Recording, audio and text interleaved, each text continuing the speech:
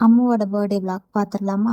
முந்தா நாளே நைட் எல்லாமே பிளான் பண்ணி வச்சுட்டோம். சிம்பிளா சிக்கன் பிரியாணி, தயிர் பச்சடி பண்ணலான்னு தான் பிளான் பண்ணியிருந்தோம். ஏன்னா 2 பேத்துக்குமே ஆஃபீஸ்ல லீவ் கிடைக்கல. லீவு கிடைக்காத சிச்சுவேஷன்.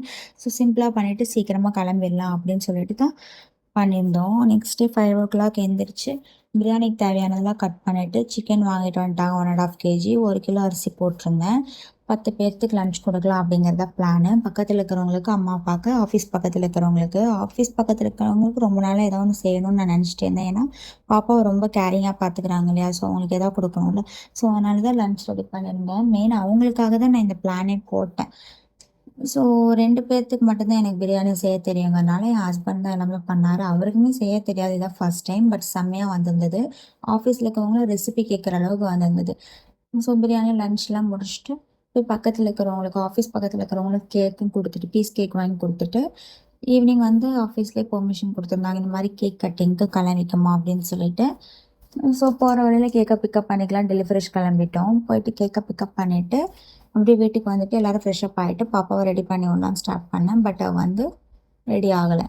என்ன ரீசன்னா, கேக்கை ஃப்ரிட்ஜில் வச்சதும் அவள் கேக் உடனே வேணும் அப்படின்னு நின்றுட்டா. ஃப்ரிட்ஜ் பக்கத்துல யாரையும் போக விட மாட்டேங்கிறா. ஏன்னா கேக் எடுத்து சாப்பிட்ருவாங்களாமா. ஸோ அதனால் அவளை அப்படி இப்படின்னு சமாதானப்படுத்தி ரெடி பண்ணுறக்குள்ள டைம் 7:30 ஆயிடுச்சு கேக் கட் பண்ணுறது. நான் ஆஃபீஸ்லேருந்து கிளம்புனது 6:00 டைம் ஆயிடுச்சு. ஸோ கேக் மேலே கேக் டாப்பரு, கேண்டில் எல்லாமே வச்சுட்டு ஆல் செட் பண்ணிவிட்டு செலிப்ரேட் பண்ணுறதுக்கு ஸ்டார்ட் பண்ணிட்டோம். கேக் மேலே வச்சிருக்கிறதுக்கு ஏதாவது லிங்க் வேணும்னா கீழே லிங்க்குன்னு கமெண்ட் பண்ணுங்கள், நான் உங்களுக்கு டிஎம் பண்ணுறேன்.